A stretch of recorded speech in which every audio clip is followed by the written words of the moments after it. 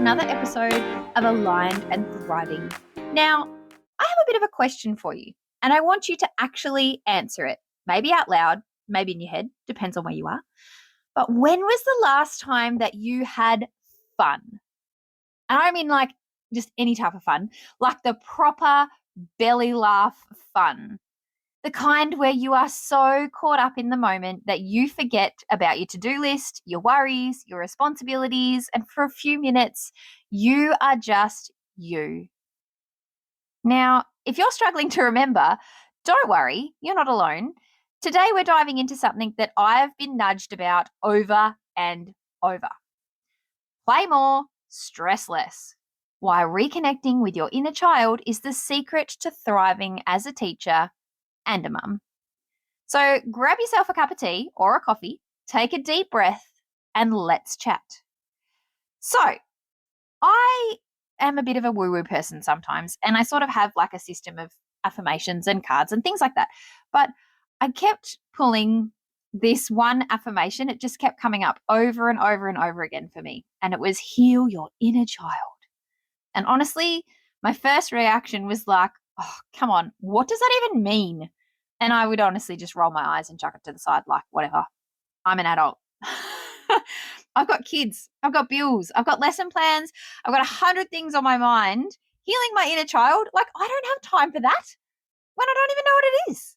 But the message wouldn't go away. And you know how sometimes life just keeps throwing the same signs at you until you finally just pay attention? Well, yeah, that was me. So I started digging and I asked, okay, well, what does this even mean? I had no idea. What I discovered was something really surprisingly simple and maybe a little bit confronting. But healing your inner child isn't about reliving your whole childhood. It's about rediscovering the part of you that used to find joy in the smallest things, who played without fear, who laughed without holding back, just didn't have that sense that everyone was just judging you. Somewhere along the way, I think we've all sort of lost that.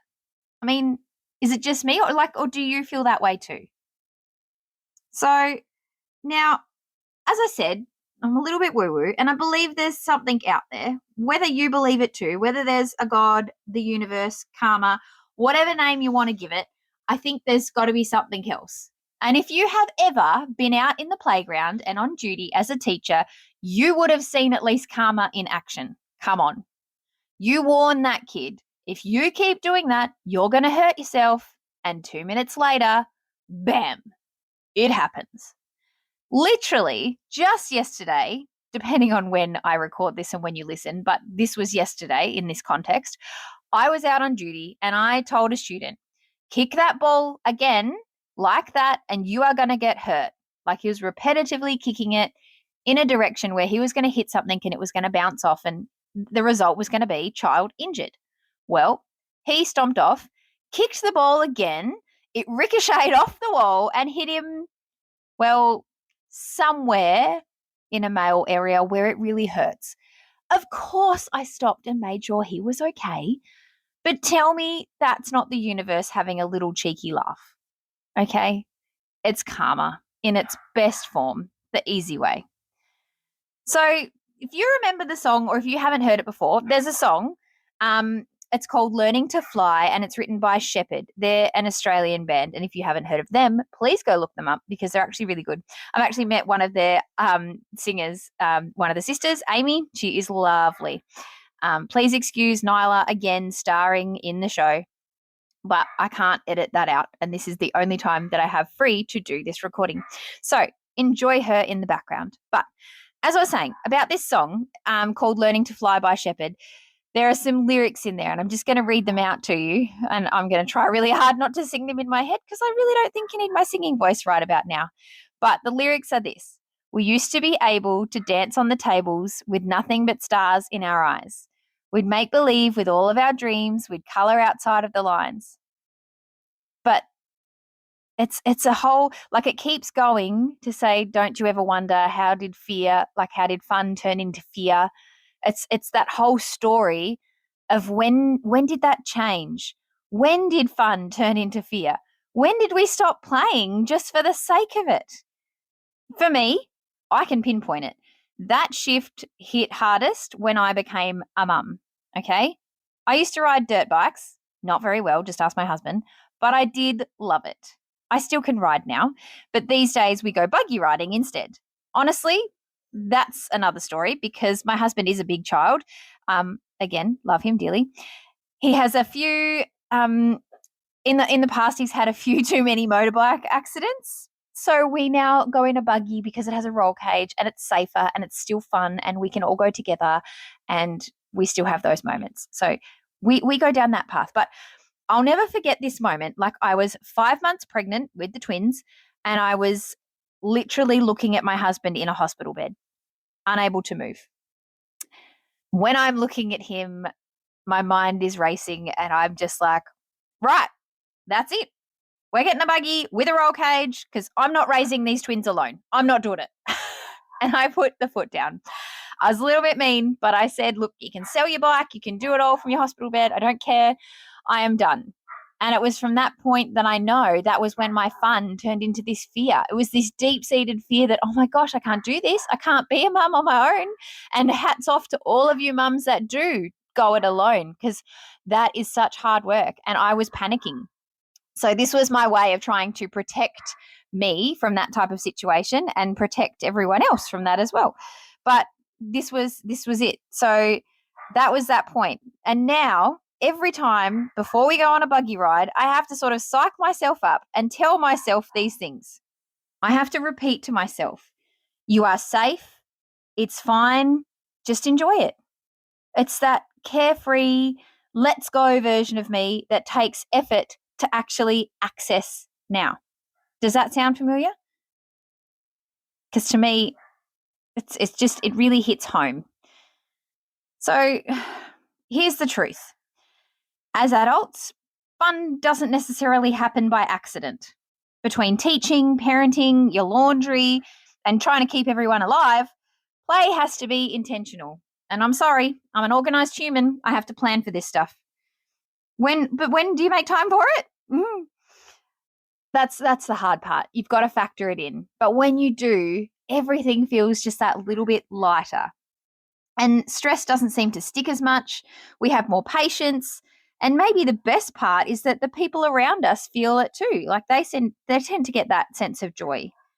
So have you ever noticed how your mood sets a tone for everyone else's? I know I have. My students, my kids, even my partner, if my mood is off and I wake up hangry or just overtired or whatever it might be, it rubs off on everyone else and you tend to have those really hard, horrible mornings. That's why mindset work pays off. You got to change your mindset. But when you bring that playful, light energy into a room, people just respond differently. And just that there's that little bit of magic. And then the more joy that you create, the more good things seem to flow and come your way. So why not go and have a little bit of fun if you're going to make everyone else's day, including your own, that little bit better? But how do we do this when our schedule is already packed? So take a mini play break. Have 5 minutes of just silly craziness. Chase your kids around the house, belt out a song in the car, kitchen karaoke is all the rage, do the Macarena, do the nut bush, do 5 minutes of whatever. Mate, chuck on Danny Go. If you haven't seen Danny Go, and this is coming from someone who has to teach music, Danny Go is great. He does great dances. So chuck on the wiggle dance and have some fun just for a few minutes. Schedule it. Yes, put it into your calendar. Put in a day of fun for yourself, for your family, whatever it might look like.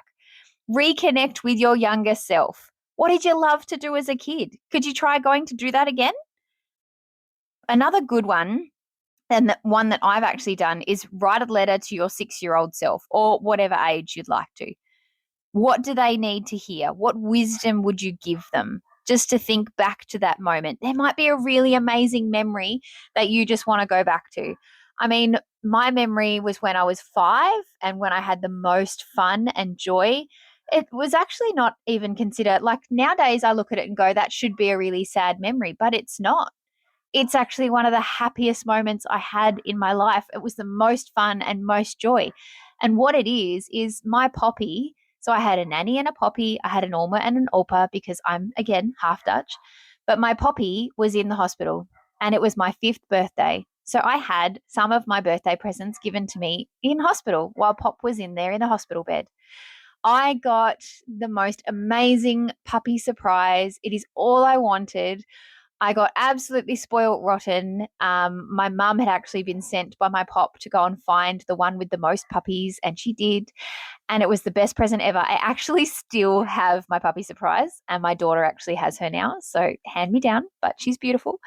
But I had her, and I just remember how happy I was because I got something that I had waited so long for, and I had the most puppies, and I just played with her on Poppy. Like he was in the hospital bed, and I can remember, I can see it, I can picture it, and I was playing with the puppies, and he was playing with the puppies. Even my brother, who got me one as well, like he got a little puppy that you had to toilet train. I think and I played with that as well. So everyone in my family was literally playing with my puppy surprise on Poppy's hospital bed. But they were all having fun. Everyone was happy. We were all smiling. We were all laughing. And that's all I can remember. And I'm sure for some of the adults in the room, that probably was not a happy moment because sadly, 2 days after my birthday, my puppy passed away. But I still have that ridiculously joyous memory embedded into my brain. And I will forever remember that moment because we were having fun. So why not give yourself a little bit of fun? Say yes to something silly, spontaneous dance parties, whatever it might be. You might even make it competitive if that's your thing. Have a family swimming race, have a trivia night, or just have a quick card game. It goes off in our household, and we have like every version. So just make yourself a little time to have some fun. Which one of these could you try this week? Just pick one. Don't overthink it. Google it. 10 fun things to do on a weeknight and try and find something. Now, I want you to think back like I just did. I thought back with you about when I was 5. I want you to think back about your childhood and think about something that lit you up back then. Was it that you loved riding bikes? Was it that you were painting, building forts, dancing in your bedroom into your hairbrush? Not talking from experience at all. Now, ask yourself this question. When was the last time you did something just because it made you happy? Now, if you're realizing that it's been a while, hey, same. That's why I wanted to have this conversation today, to remind us both. Healing your inner child isn't about ignoring your responsibilities. It's about weaving that joy back into your day so you can show up as the best version of yourself for your students, for your kids if you have them, and for yourself. So here is my gentle challenge to you this week. Do one playful thing just for you. Not for your kids, not for your family, not because it's productive. I want you to do something just because it makes you smile.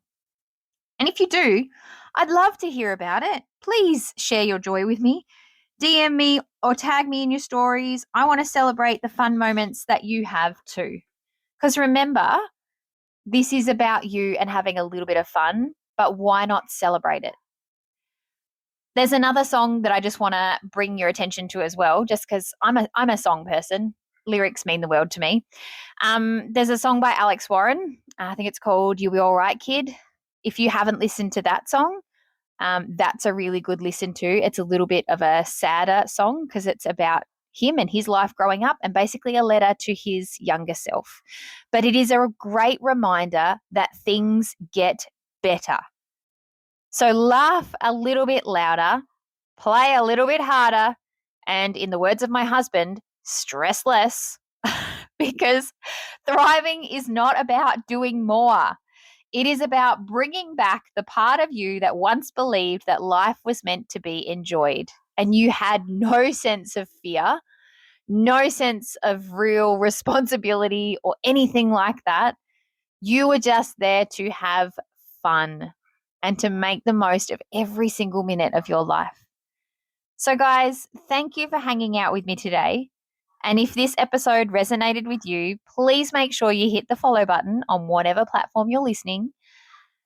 Share it with a friend if you think they might need to hear this message as well, because clearly the universe was trying to donk me over the head with it, seeing that I continually got that message. So now is your chance and my chance too to go and set yourself a challenge for this week. What is the fun thing that you are going to go and do, whether it's with someone else or on your own? Find something that brings you joy this week. We can all use a little more play in our lives. So I will talk to you guys again soon. But until I do, make sure you go and find yourself some joy. Talk to you soon.